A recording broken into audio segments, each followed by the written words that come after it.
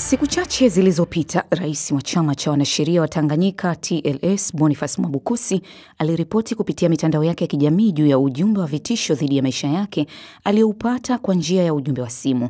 Vitisho hivi vinakuja siku si nyingi tangu katibu mkuu wa Baraza la Maaskofu Padri Charles Kitima kushambuliwa katika makazi yake jijini Dar es Salaam, muda mfupi tu baada ya kutishiwa kupitia mitandao ya kijamii na mtu aliyemuonya kwamba siku zake zinahesabika kwa sababu ya ukosoaji wa mara kwa mara wa uvunjifu wa haki za binadamu nchini Tanzania. Vitendo hivi vimeibua hofu na maswali mengi juu ya wahusika na jitihada za kuwadhibiti. Mwandishi wa BBC Samia Wami amezungumza na wakili Mwabukusi ambaye kwanza anaanza kwa kueleza sehemu ya ujumbe alioupata.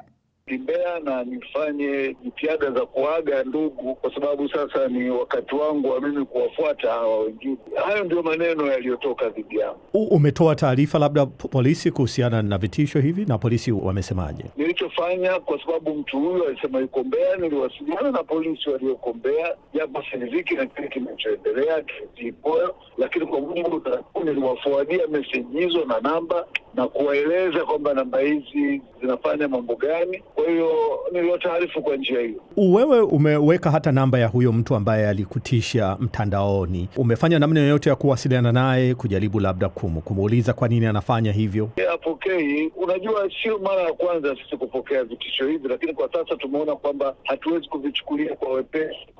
Hatuogopi au watishaji, lakini kwa namna vitisho vinavyokuja tunaiambia jamii ili ijue tuko kama taifa, tuko katika hali gani.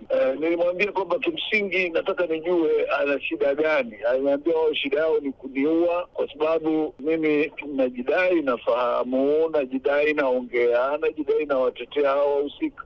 Kwa hiyo nilimwambia kwamba nitakuja, sitakuogopa, nitakuja na nitakukabilini kwa namna mtakavyokuja. Unaamini ni mtu mmoja ambaye anafanya hivi vitu au ni kikundi cha watu ambacho kinaratibu haya mambo? Mtu mmoja, ni kikundi cha watu, timu ya watu, lakini yenye backup ya watu waliotakiwa kuwa na dhamana ya kutulinda. Kwa nini unaamini hivyo? Kwa nini TCRA hawakamati watu hawa? Soka meseji zake na mawasiliano yake ya mwisho yanaonekana aliwasiliana na nani? Mrude mawasiliano yake yanaonekana aliwasiliana na nani? Shahidi amejitokeza, mawasiliano yake yanaonyesha alikuwa anawasiliana na nani? Aliyewataja baadhi ya askari polisi. Kwa hiyo hawa TCRA kazi yao ni nini? Na walisema wanasajili namba kwa alama za vidole ili iwe vipi? Unafikiri kwa nini uhalifu unatendwa? Kwa sababu tunasajili kwa sababu mtandao ni njia mojawapo ambayo uhalifu unaweza kufanyika, lakini TCRA haifanyi jambo lolote kwa sababu sidhani kama inafikiri ina wajibu wote kwa sisi wananchi wa kawaida, hasa labda ambao hawana vyeo serikalini. Labda hii imekuathiri vipi wewe binafsi na labda hata kwa familia yako na watu wako wa karibu? Familia ina athari kubwa kwa sababu lazima wana uchungu na maumivu, inawapa hofu, lakini mimi kwangu inanistimulate, it gives me power, it's just kind of like an enzyme ambayo inanionyesha kwamba ninachokifanya ni sahihi. Kwa mimi kwa upande wangu I'm positive.